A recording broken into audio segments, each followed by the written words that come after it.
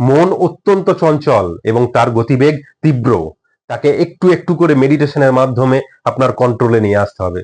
দেখবেন যখনই চোখ বন্ধ করে মেডিটেশন করবেন, মনকে এক কেন্দ্রবিন্দুতে ফিক্সড করবেন, মন চলে যাবে অন্য বিষয়ের ওপর, কোনো অতীত বা বর্তমানের কোনো ঘটনার ওপর। আবার মনকে সেখান থেকে সরিয়ে একাগ্রচিত্তে এক ফিক্সড কেন্দ্রবিন্দুতে আনতে হবে।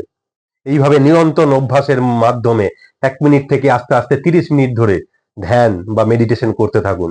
সমস্ত দুশ্চিন্তা দূর হতে থাকবে, পজিটিভ চিন্তা শক্তি বাড়তে থাকবে।